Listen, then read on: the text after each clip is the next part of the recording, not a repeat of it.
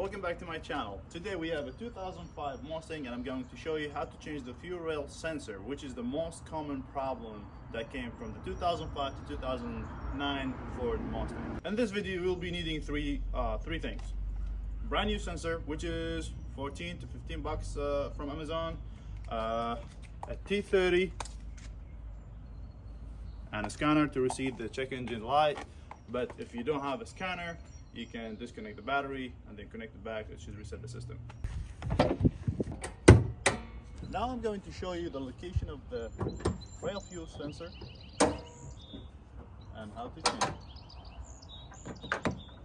Like we said, we need T30 and you only have two screws, one over here and the second one is right here.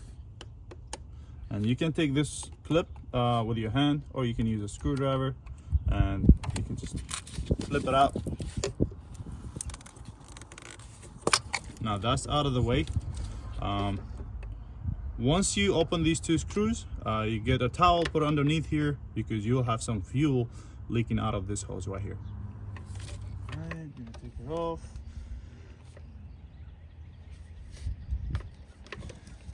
See, the only reason you see my engine bay so clean because I usually watch my engine bays and I really don't care. Many people say, oh, don't, you will ruin something. I honestly never had any issues washing any engine bay. So many videos down on my channel washing engine bays. Just so much easier to see oil leaks, to see the issues that you have once the engine is clean. If it's full of dust and covered with dust and oil, you're not going to see any issues or any new leaks that you have. So just another way of taking care of your engine bay and knowing the issues that you have. Now the screws are out of the way. The sensor should just pops right up, right out, right up.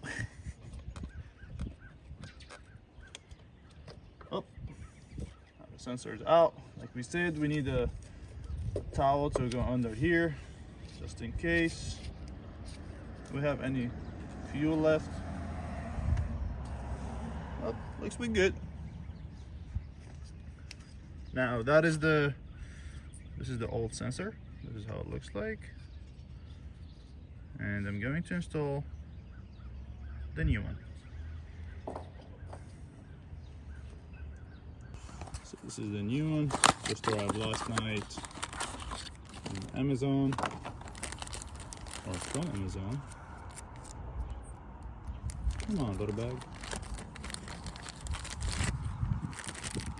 Make sure to order the correct sensor.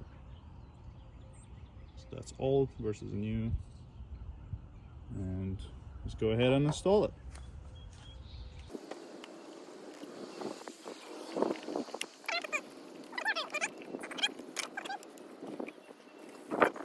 New seal, you just gotta force it in, put the screw back.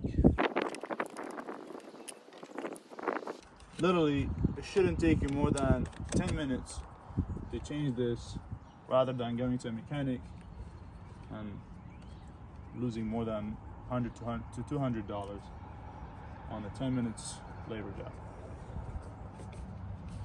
As you can see, you don't need much tools. It's just pretty straightforward. Now we clip it back in here, and then we turn the car back on, and I will show you. I mean, it's pretty easy how to reset the check engine, but we'll do that together. We're done. Let's go ahead and give it a start.